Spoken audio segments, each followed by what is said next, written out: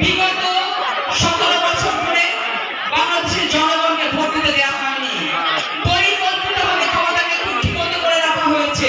বাংলাদেশের জনগণ ভোট দেওয়ার জন্য মুখিয়ে আছে এবং এবার একটি ভোট বিপ্লব হবে বলে আমি আশা করি। আজকে আমাদের এই অনুষ্ঠানটির নাম দিয়েছি আমরা নারী জাগরণ মঞ্চ। কেন এই নাম দিয়েছি? নারীরা কি সারাদিন বসে বসে ঘুমায়?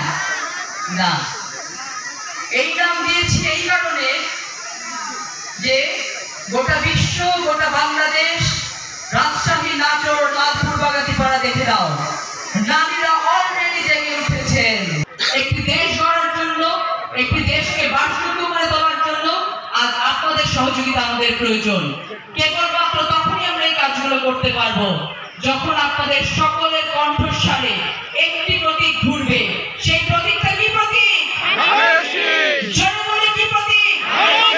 আমরা কি সেই বাংলাদেশে ফিরতে চাই যেখানে গুম হবে, ক্রসফায়ার হবে, দুর্নীতি হবে, গায়েবী মামলা দিবে? আমরা সেই বাংলাদেশে ফিরতে চাই?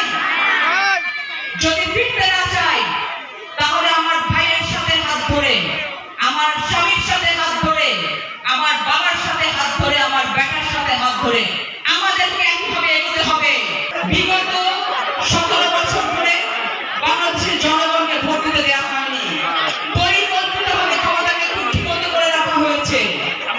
সময় এসেছে আপনার রায় দেওয়ার, সময় এসেছে জনগণের রায় দেওয়ার, সময় এসেছে নিজের ভোটাধিকার নিজে প্রয়োগ করার অধিকার আবার অর্জন করার। এবং আমরা বর্তমান সরকারের কাছে উদাত্ত আহ্বান জানাতে চাই, অনতিবিলম্বে নির্বাচনের তারিখ ঘোষণা করে আমাদেরকে একটি সুন্দর বাংলাদেশ গড়ার জন্য সুযোগ করে দিন।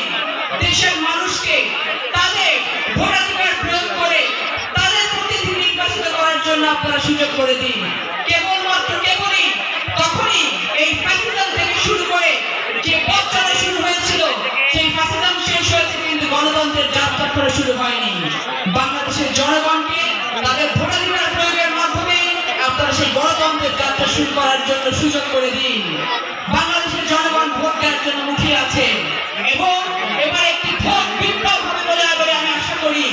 কারণ সেই ভোট বিপ্লবে পুরুষদের সাথে সাথে নারীদের যে পার্টিসিপেশন থাকবে পুরো বিশ্ব অবাক হয়ে দেখবে। এবং আমার বিশ্বাস একমাত্র ধানের শীষকে জয়যুক্ত করে, ধানের শীষে ভোট দিয়ে এই বাংলাদেশকে নতুন বাংলাদেশের পথে নিয়ে যাওয়ার জন্য বাংলাদেশ জাতীয়তাবাদী দল বিএনপিকে এই বাংলাদেশের জনগণ পার্লামেন্টে পাঠাবে, সরকার গঠন করবে এবং আমরা একটি নতুন বাংলাদেশের দারুণ মসজিদে করে সেই বাংলাদেশে প্রবেশ করবো ইনশাআল্লাহ।